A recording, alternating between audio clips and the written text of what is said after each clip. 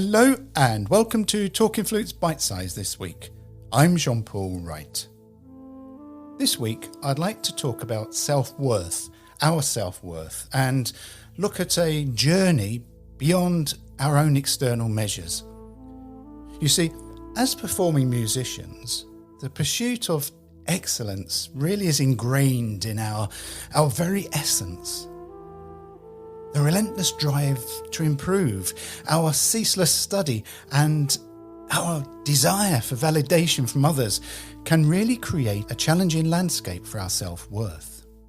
So in this brief pod, I'd like to explore the pressures that we face in our quest for improvement, the impact of external measures on our self-worth, and also try and provide some practical exercises to help us discover and appreciate our intrinsic value. Flute players and musicians are no strangers to the relentless pursuit of perfection. The demands of our craft require continuous study, continuous practice, and an unwavering commitment to improvement. However, this pursuit can sometimes morph into an elusive quest for an unattainable ideal, this dream. The desire to meet external standards or to be measured against others can lead to a distorted sense of self-worth.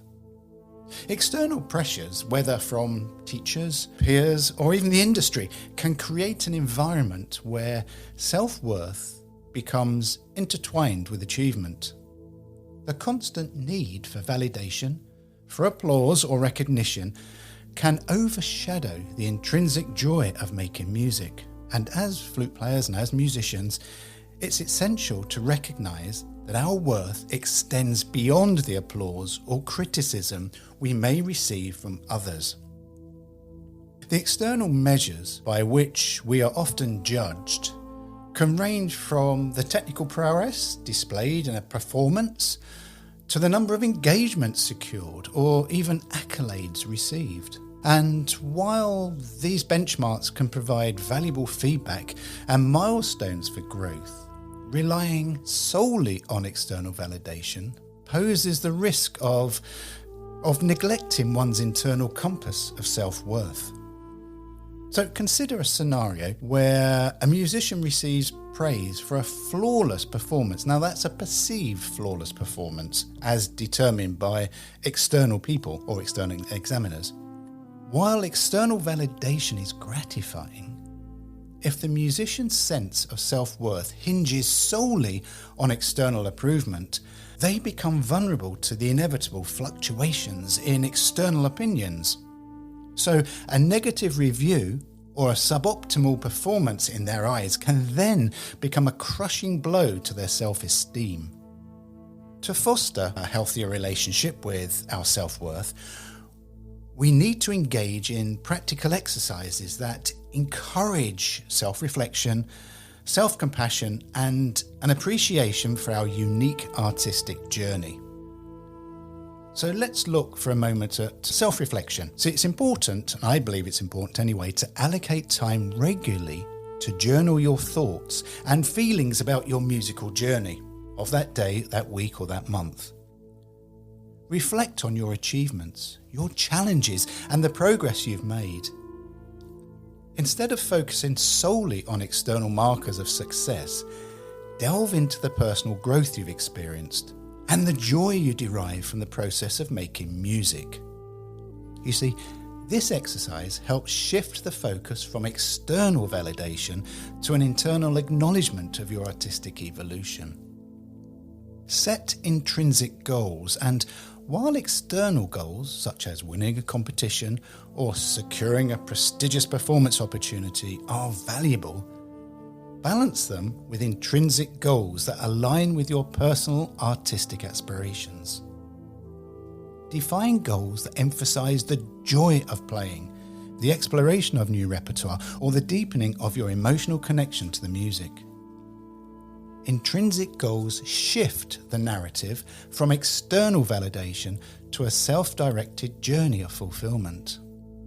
And one that I think is vitally important to each and every one of us is allow yourself to embrace imperfection as an integral part of the artistic process.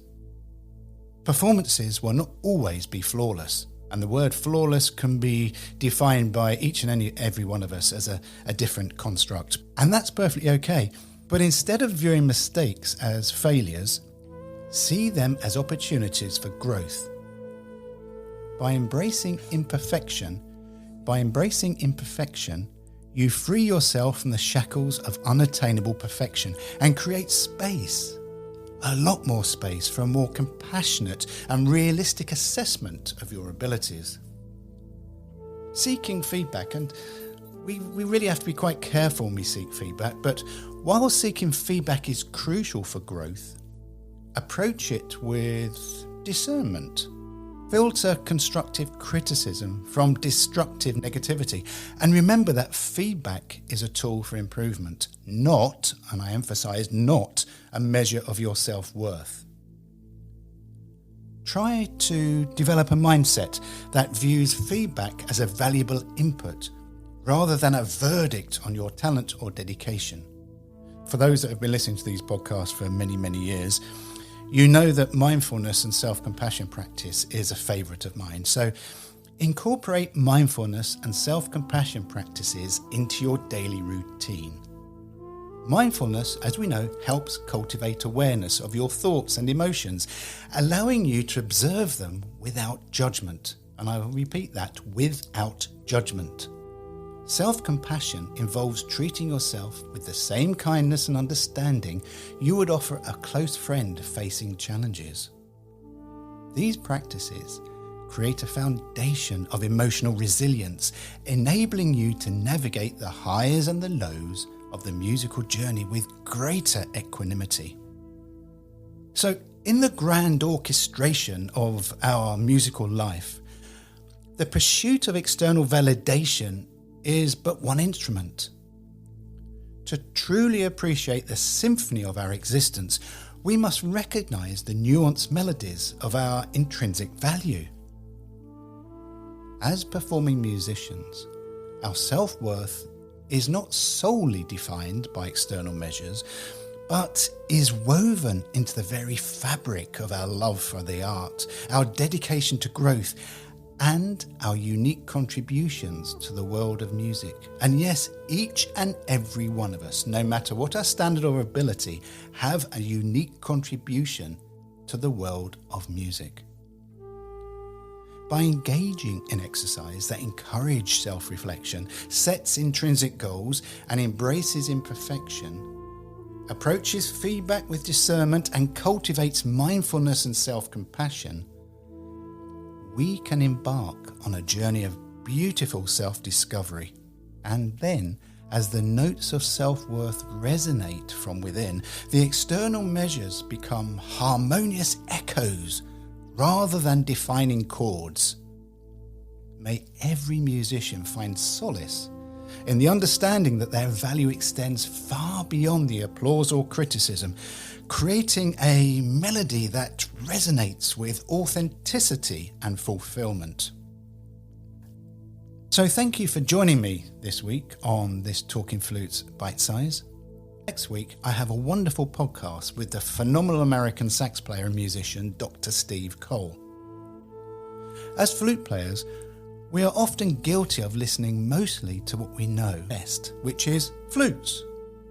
And yet what Steve imparts about the importance of finding our own voice and also understanding that our role as flute players is to make somebody feel special is enlightening to every flute player and musician out there. So until next week, may you have a fabulously creative few days ahead. And let me try this one. And may your low C to C sharp trill. Now that's an interesting one, isn't it?